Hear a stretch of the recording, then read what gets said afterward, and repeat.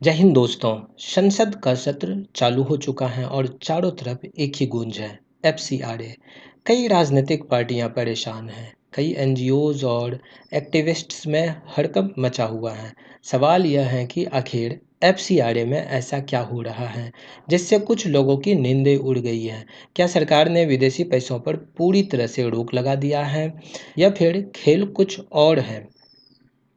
अगर आपने कुछ गलत नहीं किया तो फिर डर किस बात का है। आज हम इस एफसीआरए के पूरे सच का विश्लेषण करेंगे। एफसीआरए यानी कि फॉरेन कंट्रीब्यूशन रेगुलेशन एक्ट, ये कानून 1976 में पहली बार लाया गया था और 2010 में इसमें बड़ा संशोधन हुआ था। ये कानून मुख्य रूप से यह तय करता है कि भारत में कोई व्यक्ति, एनजीओ, ट्रस्ट या सोसाइटी विदेश से जो पैसा प्राप्त करती हैं उसका इस्तेमाल कहाँ और कैसे हो रहा है। बात बहुत सीधी है। अगर आपके खाते में अचानक बाहर से लाखों डॉलर आते हैं तो देश की कानून व्यवस्था को यह जानने का पूरा अधिकार है कि यह पैसा क्यों आया और किस काम में खर्च हुआ।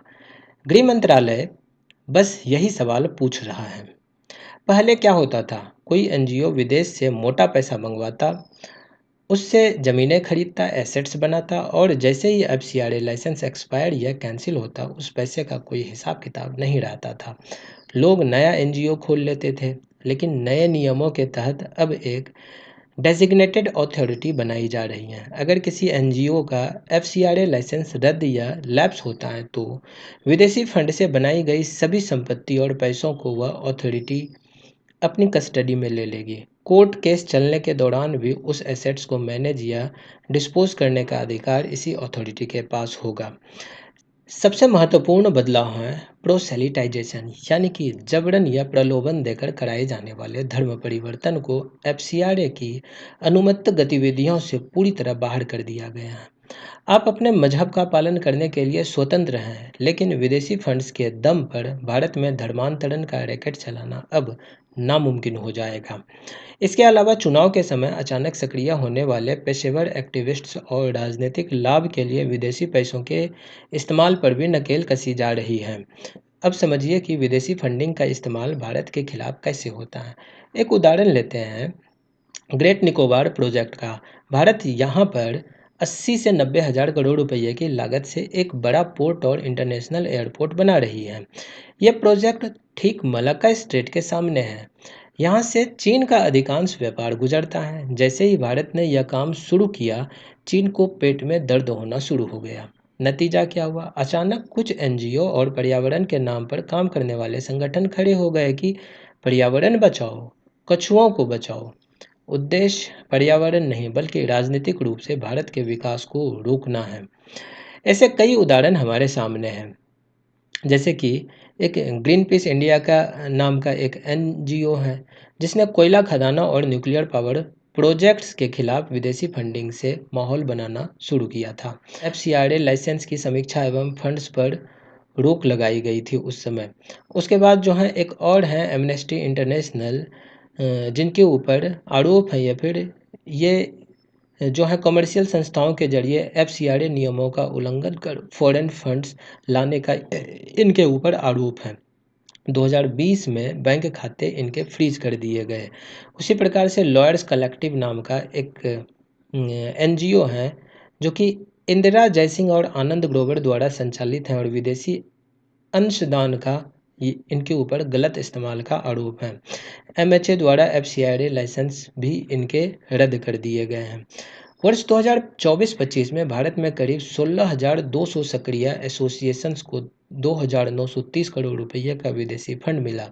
जब इतना बड़ा फंड आता है तो उसके सख्त निगरानी राष्ट्रीय सुरक्षा के लिए अनिवार्य हो जाती है। जो लोग यह कह रहे हैं कि सरकार पहली बार ऐसे कड़े नियम ला रही है, वे इतिहास शायद भूल गए हैं। 1976 में आपातकाल के दौरान पहली बार एफसीआरए कानून बनाया गया था। 1984 में इंदिरा गांधी और राजीव गांधी सरकार ने होम मिनिस्ट्री के साथ रजिस्ट्रेशन अनिवार्य कर दिया था और ऑडिट पावर्स बढ़ाई गई थी। 2010 में मनमोहन सिंह की सरकार के दौरान 2010 का नया एफसीआरए एक्ट लाया गया जिसमें हर 5 साल में रिन्यूअल अनिवार्य हो गया था और उसके बाद 2020 में आधार कार्ड दिल्ली एसबीआई शाखा में खाता और प्रशासनिक खर्च की सीमा 50% से घटाकर 20% कर दी गई थी। अमेरिका और पश्चिमी देश भारत में एफसीआरए संशोधन पर उंगली उठाते हैं, लेकिन खुद उनके अपने नियम बेहद सख्त हैं। यूनाइटेड स्टेट्स ऑफ अमेरिका में फॉरेन एजेंट्स रजिस्ट्रेशन एक्ट है, जो कि किसी भी विदेशी संस्था से पैसे लाने वाले को आपराधिक जवाबदेही देना होता है। ऑस्ट्रेलिया में foreign influence transparency scheme act 2018 लागू है। यूनाइटेड किंगडम में फॉरेन इन्फ्लुएंस रजिस्ट्रेशन स्कीम 2023 लागू है। कनाडा में फॉरेन इन्फ्लुएंस ट्रांसपेरेंसी एक्ट लागू है। जब ये देश अपनी सुरक्षा के लिए विदेशी प्रभाव को नियंत्रित कर सकते हैं, तो भारत को अपनी संप्रभुता की रक्षा करने का पूरा अधिकार है। तो निष्कर्ष बहुत साफ है। एफसीआरए में बदलाव किसी ईमानदार एनजीओ के खिलाफ नहीं है। जो संस्थाएं देश में शिक्षा, स्वास्थ्य या समाज सेवा का असली काम कर रही हैं, उन्हें डरने की कोई ज़रूरत नहीं है। लेकिन जो लोग विदेशी आकाओं के इशारों पर भारत के विकास में रोड़ा अटकाना चाहते हैं, उनके लिए रास्ते बंद हो रहे हैं। आपकी इस विषय पर क्या राय है? कमेंट सेक्शन में ज़रूर बताएं। वीडियो को लाइक करें, शेयर करें और चैनल को ज़्यादा से ज़्यादा लोगों तक पहुँचाएँ, ताकि हमें भी कुछ मोटिवेशन मिलता रहे। मिलते हैं साथियों अगली वीडियो में। जय हिंद।